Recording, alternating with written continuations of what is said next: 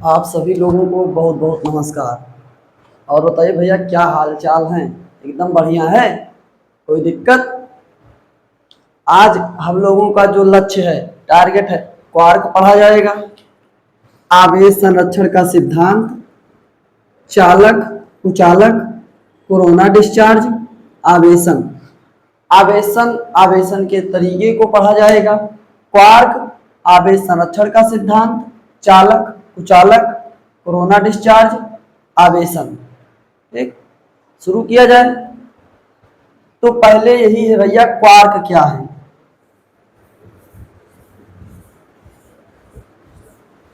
Quark पर जाने से पहले आप ये समझिए, आपके पास क्वेश्चन जा रहा है, क्वेश्चन बताना।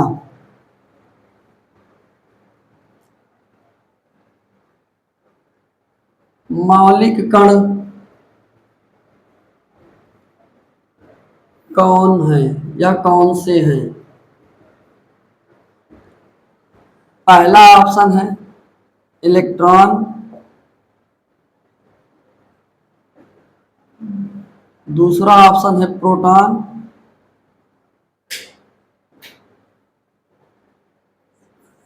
थर्ड ऑप्शन है न्यूट्रॉन, लास्ट ऑप्शन है इनमें से कोई नहीं।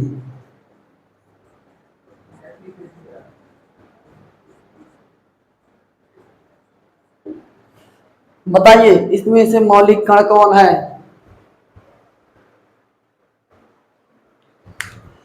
इनमें से मौलिक कण है इलेक्ट्रॉन, फर्स्ट ऑप्शन।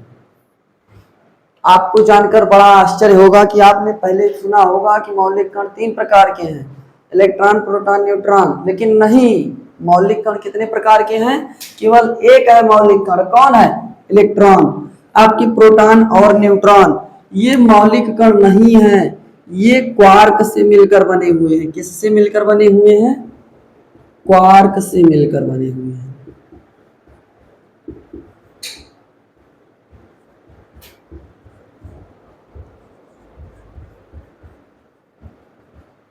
प्रोटॉन और न्यूट्रॉन क्वार्क से मिलकर बने हुए हैं। केवल इलेक्ट्रॉन है क्या? मौलिक कण। इलेक्ट्रॉन के अलावा इस प्रकृति में मौलिक कण नहीं पाया जाता है। आपके प्रोटॉन और न्यूट्रॉन क्वार्क से मिलकर बने होते हैं। अब क्वार्क क्या है? प्रोटॉन और न्यूट्रॉन को और भागों में तोड़ा गया तो क्वार्क मिला।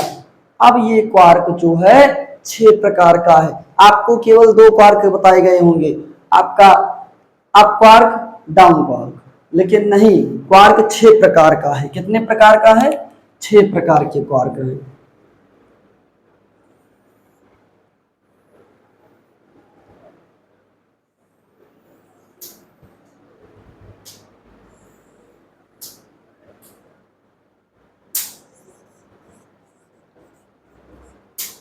क्वार्क, क्वार्क कितने प्रकार का है?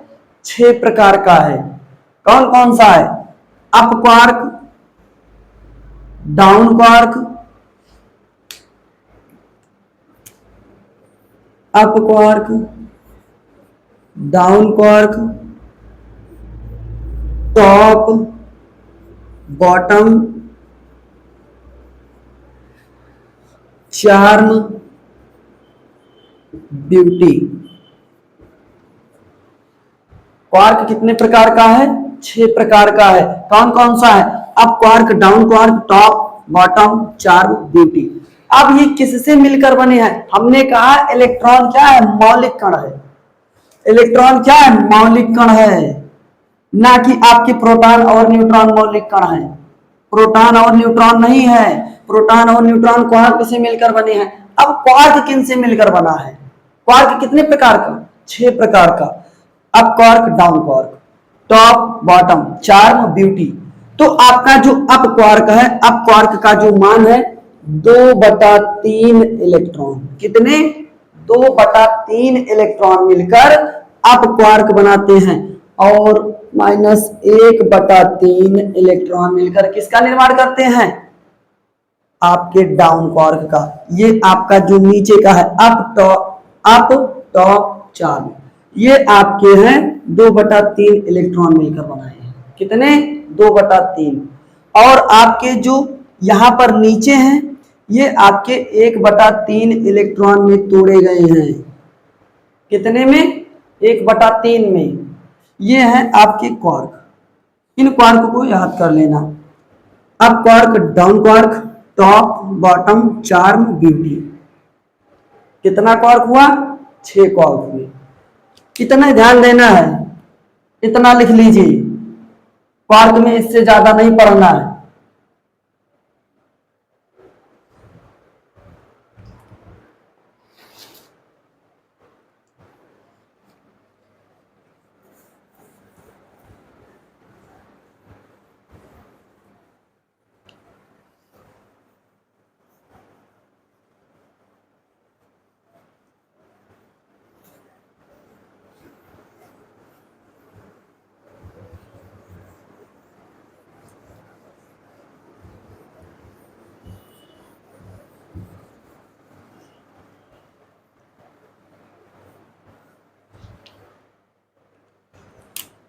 अगला टॉपिक है आवेश संरक्षण का सिद्धांत। आवेश संरक्षण का सिद्धांत।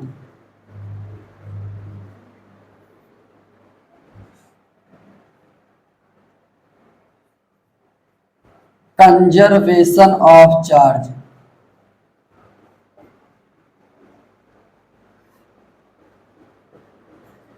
आवेश संरक्षण का सिद्धांत क्या है? आपने ऊर्जा संरक्षण का सिद्धांत सुना है, संवेग संरक्षण का सिद्धांत सुना है, द्रव्यमान संरक्षण का सिद्धांत सुना है। सुना है कि नहीं सुना है? सुना है। तो ये आवेश संरक्षण का सिद्धांत क्या है? आवेश संरक्षण समझना।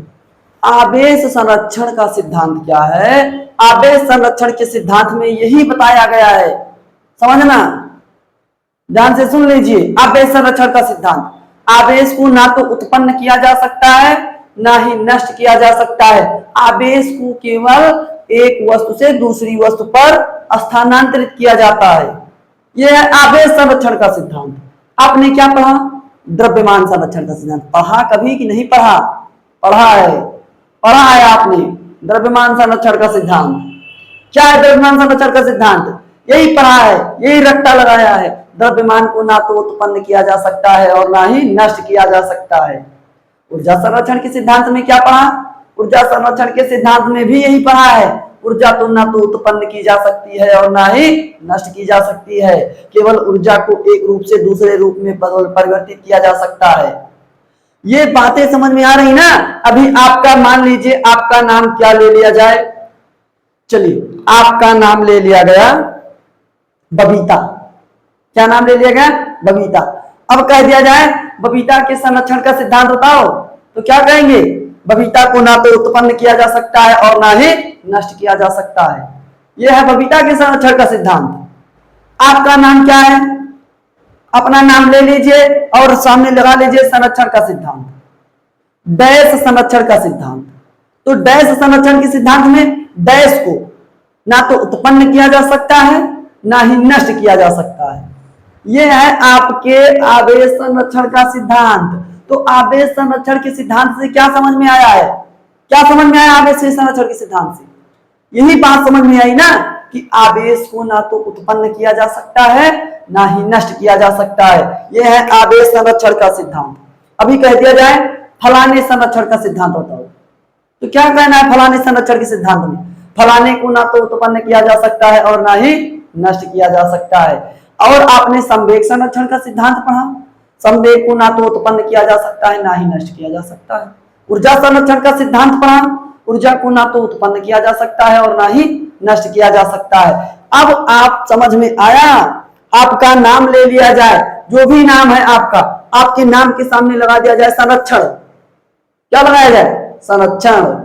तो क्या होगा? डैश ना तो उत्पन्न किए जा सकते हैं और ना ही नष्ट किए जा सकते हैं। ये बातें समझ में आई कि नहीं आई? तो आवेश संरक्षण का सिद्धांत क्या है? आवेश को ना तो उत्पन्न किया जा सकता है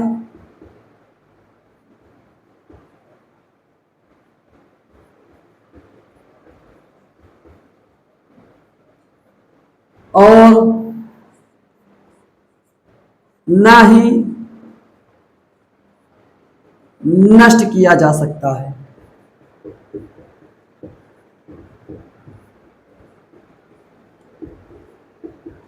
इसे केवल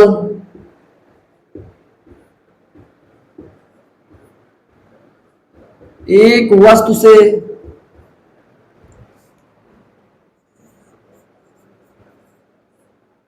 दूसरी वस्तु पर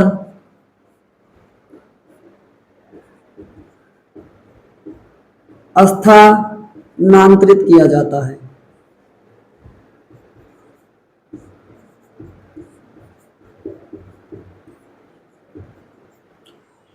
ये है आपके आवेश संरक्षण का सिद्धांत। क्या है आवेश संरक्षण का सिद्धांत? आवेश को ना तो उत्पन्न किया जा सकता है और ना ही नष्ट किया जा सकता है।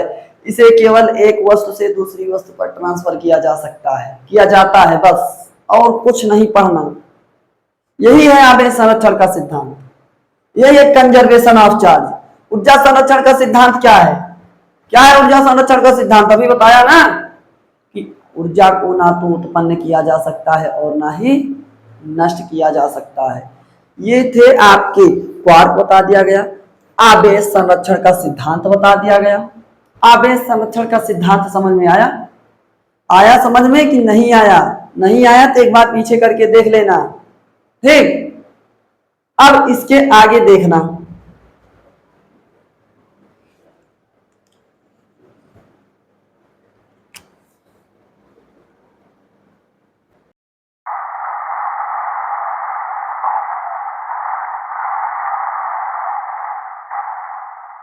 आवेश संरक्षण का सिद्धांत। क्या भैया? आवेश संरक्षण का सिद्धांत।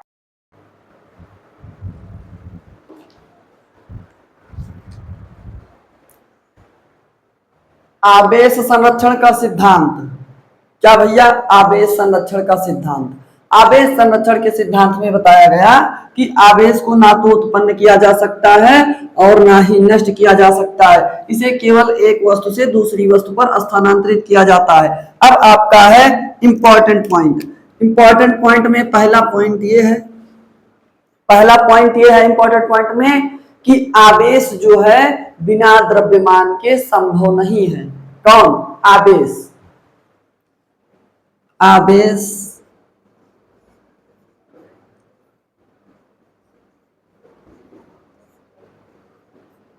बिना द्रव्यमान के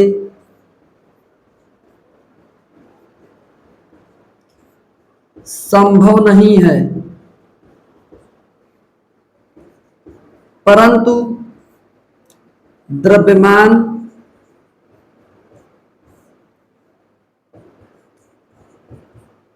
बिना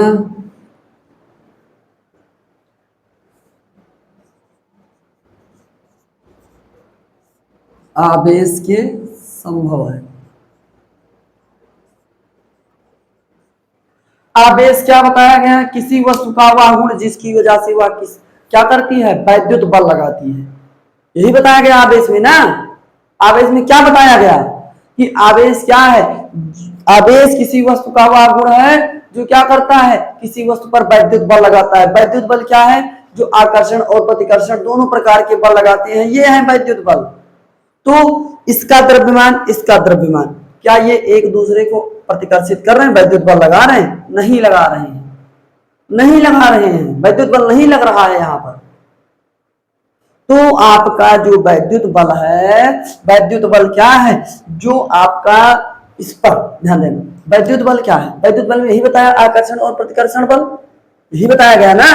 हाँ, तो आपके जो यहाँ पर इसका द्रव्यमान है, क्या ये इसको आकर्षित कर रहा है या प्रतिकर्षित कर रहा है? नहीं किया। लेकिन क्या बिना द्रव्यमान के संभव है आवेश?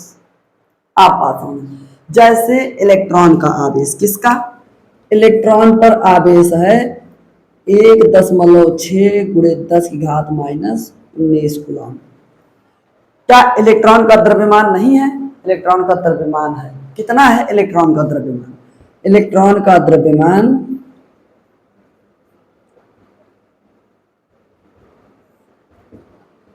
9.1 गुणे 10 की घात -31 kg, ये है इसका। लेकिन आपकी जो फोटान है, क्या भैया, आपकी जो किरणें हैं, आपके जो फोटान के कण, आप समझना, आपकी जो गामा किरणें हैं, कौन सी किरण है? गामा किरण। गामा किरण, इसका कोई द्रव्यमान नहीं है, इसका द्रव्यमान ही नहीं है गामा किरण की। भाई किरण का क्या द्रव्यमान? कोई द्रव्यमान नहीं है। अब जब गामा किरण का द्रव्यमान नहीं है तो इस पर आवेश कभी नहीं होगा, आवेश कभी नहीं होगा। आवेश कहाँ होता है? आवेश आप यहां पर देखना, आवेश बिना द्रव्यमान के संभव नहीं है, परंतु द्रव्यमान बिना आवेश के संभव है। इस पर कोई आवेश नहीं है, इसका द्रव्यमान है मार्कर का, लेकिन इसका कोई आवेश नहीं है, इस पर कोई आवेश नहीं है, अभी इसे आवेशित नहीं किया गया है। लेकिन यहां पर ये किरण है, इसका द्रव्यमान नहीं है, और द्रव्यमान नहीं है तो इसे आवेशित भी नहीं किया जा सकता है, इसका द्रव्यमान नहीं है।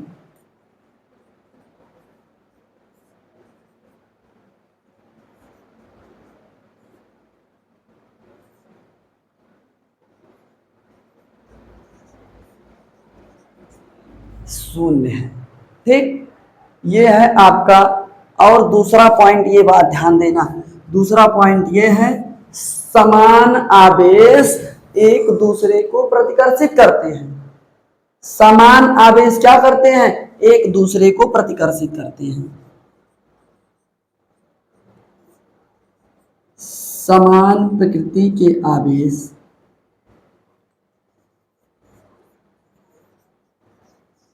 समान प्रकृति के आवेश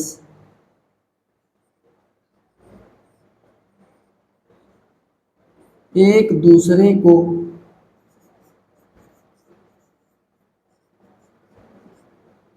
प्रतिकर्षित करते हैं। और तीसरा पॉइंट यह है कि विपरीत प्रकृति के आवेश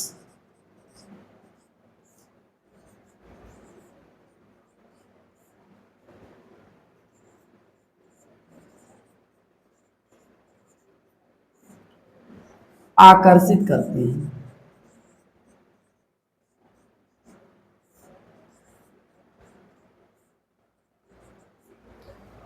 आकर्षित करते हैं। इस बात को समझने के लिए आपको अपने समाज को ध्यान में रखना पड़ेगा। यहाँ पर समान प्रकृति के आवेश क्या कर रहे हैं? एक दूसरे को प्रतिकर्षित कर रहे हैं, लेकिन विपरीत प्रकृति के आवेश एक दूसरे को आकर्षित कर रहे हैं। आप समझना हमारी बात में। कभी ऐसा समाज में सुना है कि ये लड़का उस लड़के से बहुत ज्यादा प्रेम करता है, उसके प्रति आकर्षित हुआ है? कभी सुना? नहीं सुना। काहे? काहे कि दोनों समान हैं, लड़का लड़के को कभी आकर्षित नहीं करेगा, कभी नहीं करेगा। लेकिन लड़का हर कहीं देखता होगा, कहा तक कहता होगा कि भाई भाई वो लड़की हमें बहुत ज्यादा पसंद है, वो बबीता, कौन? बबीता, बबीता पसंद है, कहता है, कहेगा। तो वहां पर क्या है? लड़का और लड़की, मतलब दोनों के क्या है? अलग अलग लिंग हैं, दोनों एक दूसरे को आकर्षित कर रहे हैं। ठीक, तो समान प्रकृति की लड़का लड़के को कभी नहीं आकर्षित करता है, कभी नहीं कहेगा। लेकिन लड़का लड़की को या लड़की लड़के को बहुत ज्यादा आकर्षित करते हैं, तो वो विपरीत प्रकृति की हुई। क्या? विपरीत प्रकृति की हुई, हुई भी विपरीत प्रकृति की। तो इसी प्रकार आवेश की प्रकृति है। हमने ये बताया है आवेश में क्या बताया? आवेश किसी वस्तु का वह गुण है जिसकी वजह से वह वैद्युत बल लगाता है।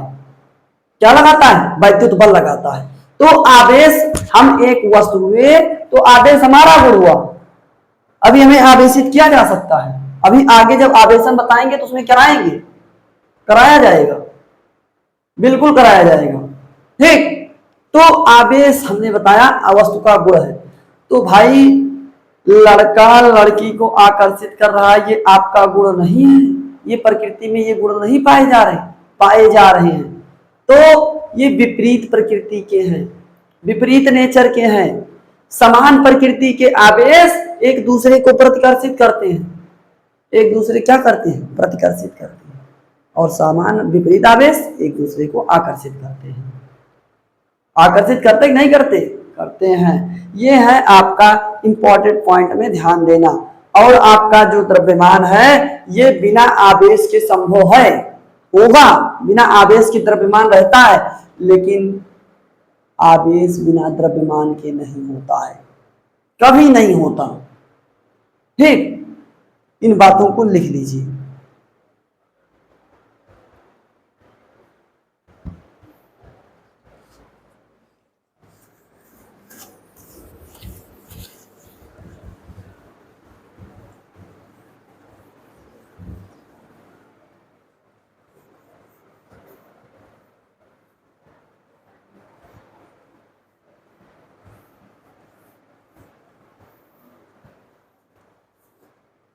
इंपॉर्टेंट पॉइंट में आपका अगला पॉइंट ये है कि आवेश को शार्प पॉइंट पसंद है। क्या पसंद है, शार्प पॉइंट पसंद है।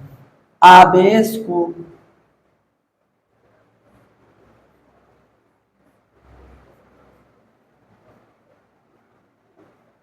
शार्प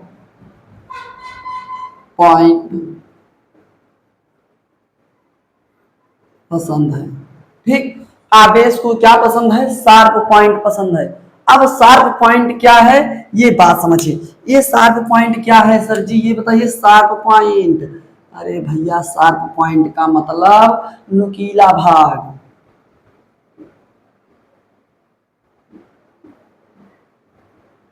जैसे अब समझना, एक होता है लाइटिंग कंडक्टर। क्या होता है, लाइटिंग कंडक्टर। अभी बताएंगे, कंडक्टर पढ़ाते हो लाइटिंग कंडक्टर, नहीं तो समझ लीजिए लाइटिंग कंडक्टर क्या है। लाइटिंग कंडक्टर क्या है, जब आसमान में बिजली चमकती है तो क्या होता है, घरों में छत पे क्या होता है, आपके जो घर बनाए गए हैं उस घर पे क्या किया जाता है, एक क्या किया जाता है, यहाँ पर एक कुछ इस प्रकार की संरचना का एक एंटीना लगा दिया जाता है। लगाया जाता है कि नहीं लगाया जाता है, क्यों लगाया जाता है, क्योंकि आसमान में जो बिजली चमक रही है, आसमान में क्या हो रहा है, जो बिजली चमक रही है आसमान में, वहां का जो आवेश है वो आवेश आपका पूरे छत पे ना आके यहाँ पर आ जाए, यहाँ पर आ जाए, आवेश यहाँ आए। ठीक, या फिर इससे नहीं समझ में आया तो समझना, कहा जाता है ना कि जब बरसात हो, बिजली चमक रही हो तो पेड़ के नीचे नहीं खड़ा होना चाहिए। काहे, काहे कि आवेश को शार्प पॉइंट पसंद है। शार्प पॉइंट का मतलब नुकीला पॉइंट पसंद है। तो पूरी पृथ्वी पर नुकीला पॉइंट क्या है, जो पौधा निकला, पौधा निकला ना, तो उसे जहां सोर्स मिलेगा वहीं पर जाएगा। कहा जाता है ना, बाढ़ जब आपके बिजली चिमक रही हो तो अपने सर पे क्या करिए, हाथ ऐसे रख लीजिए, हाथ रख के ऐसे जमीन पर बैठ जाइए। क्यों, क्योंकि आपके शरीर में सबसे नुकीला पॉइंट क्या है, ये बाल है, बाल। कौन, बाल है। ये बाल क्या है, आपके नुकीले पॉइंट हैं। ये आवेश इसको पसंद करेगा। देखेगा यहाँ पर, जैसे अभी यहाँ पर क्या होगा, जैसे बिजली चमकी, यहाँ पर आपके आवेश आए तो आप ऐसे करके बैठ जाएंगे तो शार्प पॉइंट नहीं जाएगा, शार्प पॉइंट नहीं मिलेगा। लेकिन अगर आप ऐसे खड़े रहे तो शार्प पॉइंट मिलेगा पेड़ पौधों के नीचे। इसीलिए बिजली के जब बरसात होती है तो नहीं खड़ा हुआ जाता है, कि खड़ा होती, बहुत मना किया गया होगा। क्यों मना किया गया, आज पता चला ना, काहे मना किया गया है आपको कि बरसात हो तो पेड़ के नीचे ना खड़े होना, भीगते हुए घर चले आना। घर वाले ऐसा कहते नहीं कहते, कहते हैं। क्यों, क्योंकि आवेश को शार्प पॉइंट पसंद है, नुकीला पसंद है। तो पृथ्वी एकदम फ्लैट, एकदम फ्लैट, और क्या, उस पर पेड़ निकले हुए। और कहीं तार के वृक्ष के नीचे खड़े हो गए तो आपका मरना तय है, आपका जाना तय है। क्यों, क्योंकि वो बहुत शार्प है, बहुत नुकीला है। ठीक, अभी आप YouTube पर जाना और सर्च करना, YouTube पे सर्च करना वेन डी ग्राफ जनरेटर। क्या सर्च करना है? बेंडी ग्राफ जनरेटर। अब बेंडी ग्राफ जनरेटर क्या है ये समझे। बेंडी ग्राफ जनरेटर क्या है? एक आपका यहां पर कुचालक लगा दिया गया है। क्या लगा दिया गया है? ये है आपका कुचालक, और यहां पर एक आपका खूब बड़ा सा एक गोले पर क्या रखा गया है? आवेश। इसे आवेशित कर दिया गया है, इस पर आवेश रख दिए गए हैं। क्या रख दिया गया है? आवेश रख दिया गया है। अब क्या होगा? आप फर्ज करना, funny bendy graph generator, funny bendy graph generator. और जब बेंडी ग्राफ जनरेटर चेक करेंगे तो वहां पर पता है क्या है? यहाँ पर म्यूजियम में एक बार बबीता गई थी। सुनना बेंडी ग्राफ जनरेटर की कहानी। म्यूजियम में एक बार बबीता गई, तो बबीता से एक ने कहा कि बबीता, अभी हम तुमको चुड़ैल बना देंगे। कहा है बदतमीज, हमको चुड़ैल बना देगा? कहा हाँ सच में। कहा अच्छा। तो बबीता आई, और बबीता यहां पर क्या हुई? खड़ी हो गई।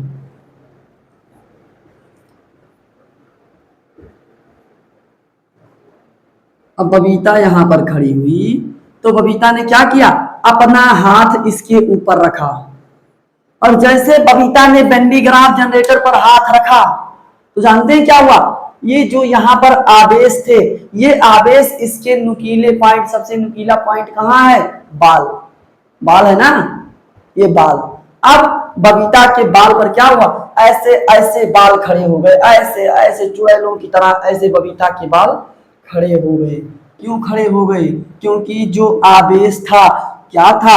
आवेश इसके नुकीले पॉइंट पर चला गया, इसके नुकीले पॉइंट पर आवेश चला गया। तो आवेश को क्या पसंद है? आवेश को क्या पसंद है? नुकीला पॉइंट पसंद है। जैसे भैया आपने सुना है कि बबीता, जैसे सुना है ना कि कहते हैं बेबी को बेस पसंद है। क्या पसंद है? बेबी को बेस पसंद है। तो बबीता को जानना, बबीता को क्या पसंद था? बेस पसंद था। उसी प्रकार आवेश को क्या पसंद था? शार्प पॉइंट पसंद था। बबीता को बेस पसंद था तो आवेश को शार्प पॉइंट पसंद था। ये बात एकदम गर्दा विजुअलाइजेशन हुई कि नहीं हुई? बबीता को क्या पसंद है? बेस पसंद है। तो आवेश भी क्या कह रहा है? ओए तुम्हें बेस पसंद है, तुम्हें शार्प पॉइंट पसंद है, नुकीली जगह पसंद है। तो कहा जाता है कि आपकी जो यहाँ पर आपके जो आवेश हैं, जब किसी चालक पर आवेश दिया जाता है तो ये आवेश नुकीला पॉइंट, शार्प पॉइंट, कौन सा? शार्प पॉइंट, नुकीला पॉइंट, उस नुकीले पॉइंट पर आवेश का घनत्व ज्यादा होता है। क्या होता है? आवेश का घनत्व ज्यादा होता है। कहां पर आवेश का घनत्व ज्यादा होता है? नुकीले पॉइंट पर। जो नुकीला पॉइंट है, शार्प पॉइंट है, वहां पर आवेश ज्यादा रहेगा, आवेश का घनत्व क्या रहेगा? ज्यादा रहेगा।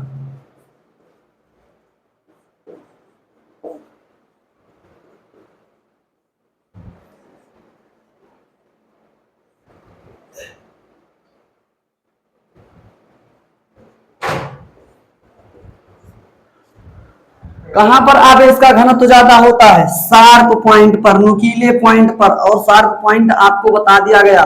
ये कौन है? ये है बबीता। कौन है? बबीता है। बबीता जैसे बेंडी ग्राफ जनरेटर पर हाथ रखी, क्या हुआ? उसके पूरे बाल खड़े हो गए, कैसे? चुड़ैल की तरह। तो क्या हुआ? तो कहा गया ना कि यहाँ का जो आवेश था इसके शरीर पर गया, और इसके शरीर का सबसे नुकीला भाग क्या है? बाल है। ठीक।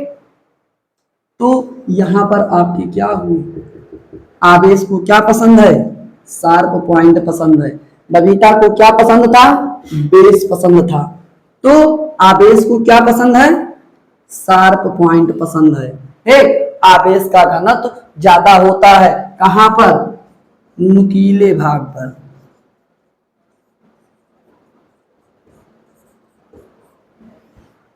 इतना लिख लीजिए, इतना लिखिए।